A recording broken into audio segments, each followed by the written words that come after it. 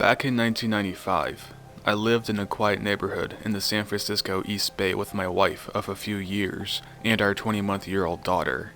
We had a small 3-bedroom, 2-story house, and one of our second-floor bedrooms doubled as my home office.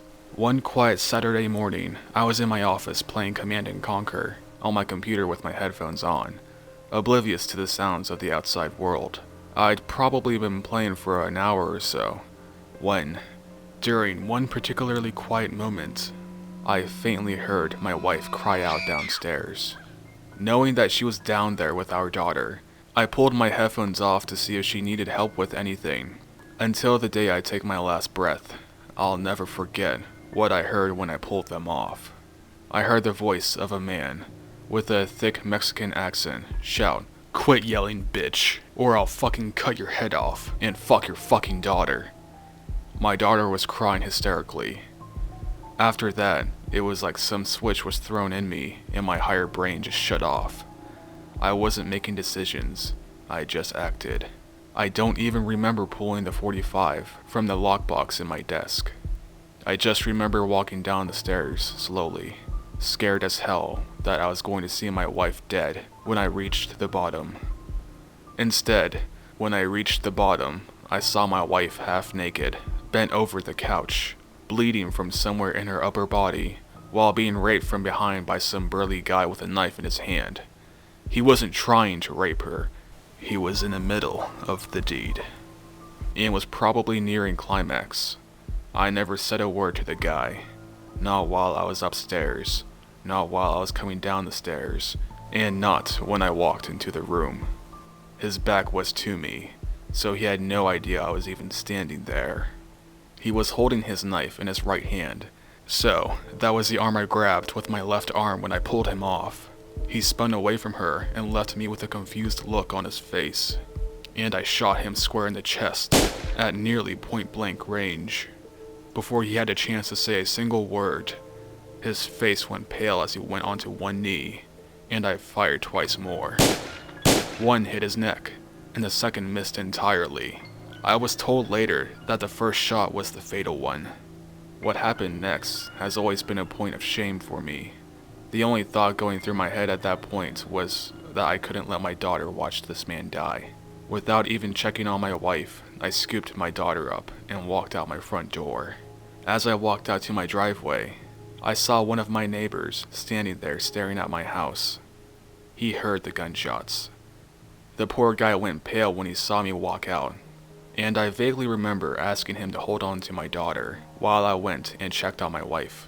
The neighbor asked me if I shot her, and I told him, no, I shot the man who was raping her. I didn't realize at the time that I had the guy's blood spray covering half my body, and that I looked like something out of a horror movie. I then handed him my daughter and my gun. I also have no idea why I gave him my gun, and went back into my house to help my wife.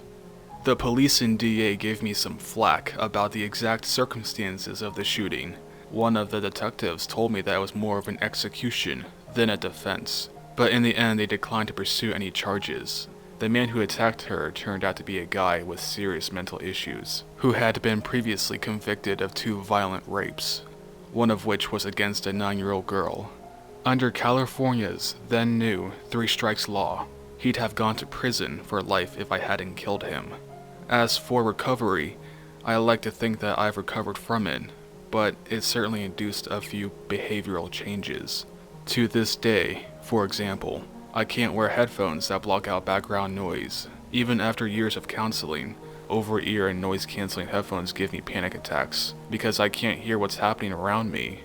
I found out later that he'd been raping my wife for nearly 10 minutes before I heard him, and that he had actually told my wife 3 times that he was going to rape my daughter when he was finished with her. I was sitting 30 feet away and had no idea what was going on, and that fact has fucked with me for years. My wife had a much worse time of it though. In addition to 2 stab wounds to her shoulder and upper arm, and the bruising and injuries from the forceful rape, she ended up having a mental breakdown and took years to really recover. For the first 6 months, she absolutely could not be in any room by herself. For more than a year, she couldn't be in a house by herself. and she never re-entered the house where this happened. For several years, she'd break out in a sweat when she heard men with deep Hispanic accents talking, because she'd hear his voice again. Even now, decades later, she starts shaking if you try to talk to her about it. She's fine in every other sense, but even discussing it freaks her out.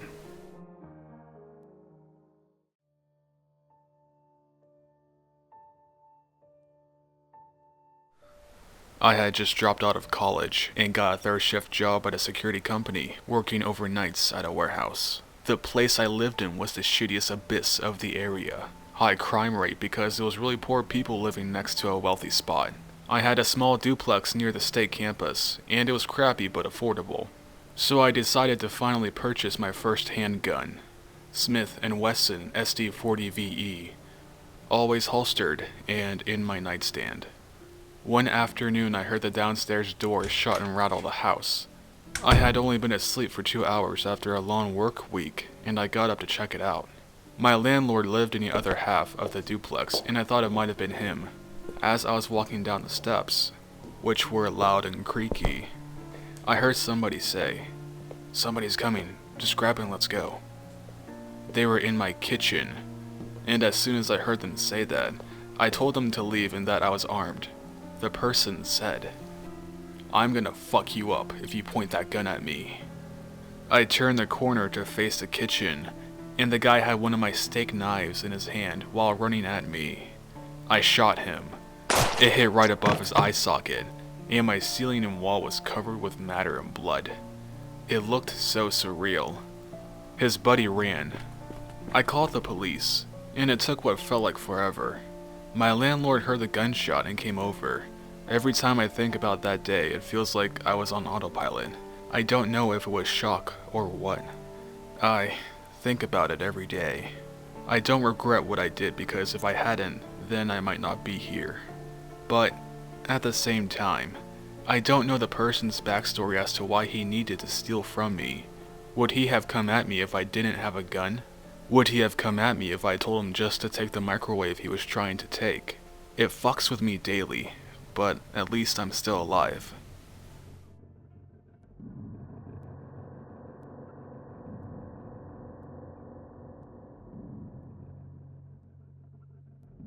This was about 2004 to 2006. I don't remember the exact year anymore. I killed a guy that tried to break into my apartment because he was wanting his wife that he had just beat the shit out of. 2 a.m. I hear them arguing. I could hear it through my bathroom wall. I shut my bathroom, then bedroom to drown it out. 2:15 a.m. She's banging on my door.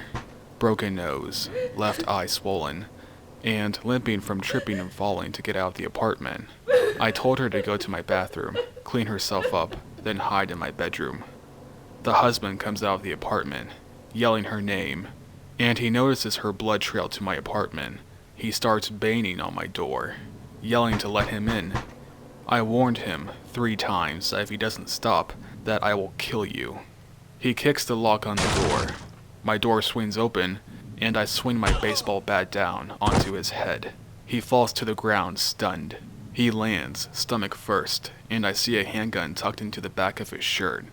I grab it, throw it into my apartment, and warned him one more time. He got up, came at me, and I slammed my bat into his stomach, then slammed my bat over his head one last time, which caved his skull in. I knew from the blood spatter from when I hit, he was dead. The neighbors had called the police when it started, and the second he fell to the ground dead, police had made it to the top of the steps. It never affected me as much as it should have. I reacted the best way I could for the situation I was in. I don't think about what I did anymore. I can't fix the past.